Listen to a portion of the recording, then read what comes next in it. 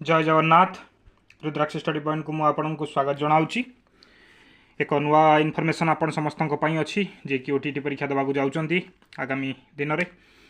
पूर्व आपड़ जाथे आपणकर ओटीटी परीक्षा जहाँकि 28 तारीख हबार थिला, जून 28 तारीख ता रिशिड्यूल्ड हो जाए 5 तारीख कि जुलाई 5 को। पूर्व आशा करा कपाईना से दिन आरआई परीक्षा को भी रखा जाइथिला, जोटा 20 तारीख परीक्षा आरआई हबार थिला ताको 28 तारीख की रिशिड्यूल्ड करा जाइथिला कौन कारणवशत।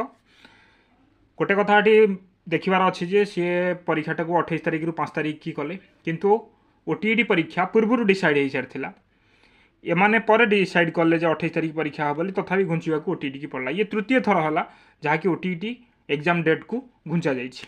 तेणु गुरुत्वपूर्ण इनफर्मेशन किंतु सबुठ दुखर इनफर्मेशन कहीं पिला जी जोश रे समस्ते जी जोश रे पाठ पढ़ुले पाठ पढ़ाऊे से धारा को भांगी चलती आमर कर्तृपक्ष जी भी ए सब सामिल अच्छा। तेणु ए कहुई 5 तारीख परीक्षा हम जमी थी पेपर 1 9 रू 11:30 और पेपर 2 2टा रू 4:30 पर्यंत रही।